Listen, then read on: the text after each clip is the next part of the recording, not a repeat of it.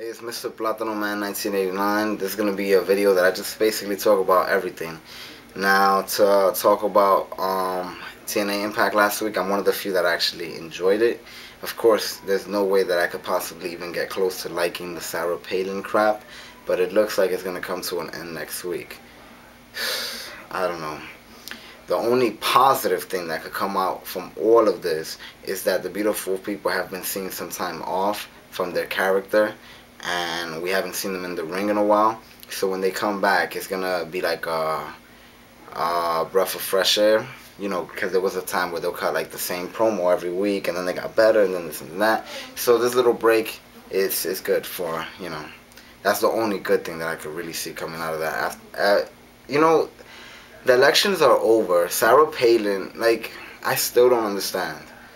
Her party didn't even win. Like, even versus Alex Shelley for Genesis, oh my god, if it delivers, then I'm fucking pumped for this. But they could easily throw some kind of, you know, swerve on us, and it doesn't live up to its full potential. Now, what I hope happens is at the end of the match, they both look tired as shit, and they're fucking, like, they hug and raise the other guy's arm. Homicide comes out or something, clapping, because we all know Homicide has the X title, and it'll be good to see Homicide, like, versus Sabin against all odds. I don't want him to cash it in on a regular Impact. I want that to be a pay-per-view match. Homicide versus Sabin. That would be like a fucking match to look forward to for the X title. Now, for all these people that were saying that Motor City Machine Guns have been getting buried and that they weren't getting pushed and they're still not getting pushed, guys, they just made it to the finals of a fucking X Division tournament. And they didn't even need to do that. They could have easily had one of them lose long ago and all that. So not only did they made it to the final of this tournament, but they're cutting promos like every week. They're a big part of the show, whatever role they're playing, even if they're bitching and whining. And they just won the New Japan. That's one fucking hell of a push, in my opinion, of course. Now, Jerry versus Kurt, I'm fucking pumped for this. I don't see this ending cleanly on Sunday, because I feel there's probably going to be a third match. It doesn't feel like it's going to end on Sunday. Now, Kurt kind of hinted on something on Impact. He said something like, after Jarrett, there's nobody left in TNA, which made it kind of sound like they were teasing the Daniels return. Like, if he's like saying, that's it, it's going to be over. And I could picture Sunday, they beat the shit out of Jarrett, and they're like, ha ha ha, that's it, we took over. There's nobody else to stand in front of our way. And then Daniels comes out or something, I don't know. But they could take their times with Daniels. I don't really think it's needed right now. And a lot of people are saying that the Main Event Mafia is just burying the younger talent. But I don't agree, because whenever PD, the way they're hyping up all the beatings that, you know, the front line has received, is automatically build up for their return. It's not like 1 week we're just going to notice Petey Williams in the background and that's his great return. I expect Petey Williams' return, Samoa Joe's return, and Brother Ray's return to have like a big good feel moment whenever they do decide to bring them back. And that's when, you know, because everybody's gonna be, it's Samoa Joe, or it's Petey Williams. And like somebody mentioned that I didn't even think about, he probably won't come back with his yellow hair and all this stuff, like, you know, imitating Scott Steiner, because obviously that bond is broken. Now, Sting versus Rhino, I don't think anybody's really looking forward to this. The only positive thing I could really say about this is that years from now, looking back at the card, it looks like a legendary matchup when both of these guys are long gone, and you're thinking about the original ECW and WCW and the early NWA days in the late 80s and all that stuff. It would be nice to see Sting versus Rhino for the championship on that card. But as for the actual match, I don't really expect much from it, and that's probably why I won't be disappointed, because I don't expect much from it at all.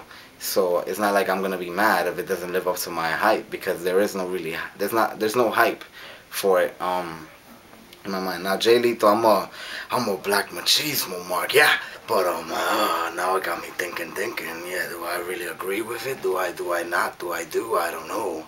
I mean, all right, let me stop. People are complaining that Robert Roode was hurt and that takes away credibility from Jay Lethal, and Lethal Consequences win. But I think it works that way, in my opinion, because it keeps Beer Money looking strong, and I want Beer Money. I love Beer Money. I said Beer Money. Whatever. I love Beer Money, and I want them to have a future title reign. So this way, they could always say, look, we didn't even lose it. This guy was hurt. These guys fucking cheated to win. This and this and that. It still keeps them strong. As for Lethal Consequences, it looks like they're not even a credible, champion, and that's why they're defending it Sunday against two teams. This is their chance to prove themselves. I also like this because I don't want to see another Beer Money versus Abyss and Morgan. I've been waiting for the Abyss versus Morgan feud to start. Waiting for it. I would like to see them match up in Lockdown. Shit. One-on-one. But I don't want to see another Beer Money versus Abyss and Morgan. We got that last once, and they could only do so much. So I like this mix of the triple threat tag. Alright, so in 2007, my biggest problem with TNA was that they'll go months and months without defending the tag team titles or the world title or the X Division title, and it kind of takes away credibility from the champions at that point.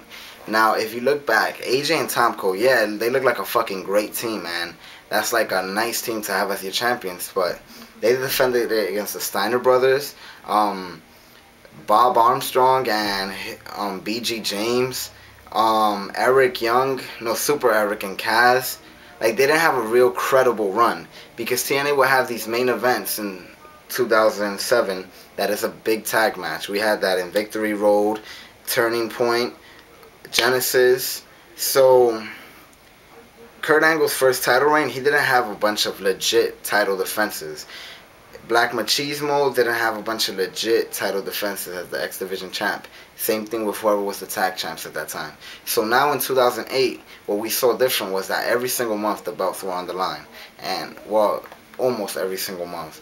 And I really, really, really enjoyed that, because it gives whoever has those titles an actual credible run if they continue to win or lose. Petey Williams had a decent 6-month run. He tied the longest X Division reign, which was his record anyways, if I'm correct. Bashir had a pretty good run. Beer Money had a real fucking good run. Samoa Joe, a lot of people discredit his, run because the booking of it, especially that fucking Victory Road clusterfuck. But I actually enjoyed it because not only was I one of the few people that still cared if Joe became champion, but he was dominating and beating the shit out of most of these people in their matches. I hated when Booker T was holding the belt hostage or some shit, and he didn't even want it back. It looked like the belt didn't mean shit. But, and now Sting has a legit run. People complain that he always loses it the next month. And in my opinion, yes, he has a legit run now, because he beat Joe, even if it wasn't cleanly. He beat AJ. He won that tag match. I expect him to beat Rhino. Whenever he loses it, it's going to be a good run in the books. A good title run. Now, another note from Impact. Like I said, I really enjoyed it. I did. Because the pacing was much better. They'll have a bunch of matches that develop the actual stories, and then they'll move to a segment that develop the story, besides the Sarah Palin bullshit. But they kept on, it was a great sell for the pay-per-view, and on top of that, it felt like every match had a story behind it. And then at the end, when BG James was talking about Jeff Jarrett's wife, I felt that emotion that he said that this guy didn't even get the pleasure of knowing her, so he shouldn't even say her name. And at the end, the promo by Jarrett and Mick Foley, I don't know about y'all, but I really, really felt it. Like, we all know the fucking injuries and shit that could come with this business. So the way that Mick Foley was saying that his tooth is like that because of this, and yes, he stumbles and when he speaks, and he walks a little slower, but that's who he is, and that's what he, this business, that's a part of him. It was really heartfelt, in my opinion. But yeah, I enjoyed this Impact. I really did. The pacing was better, in my opinion. Promos were better. Storytelling was better. We had more matches. And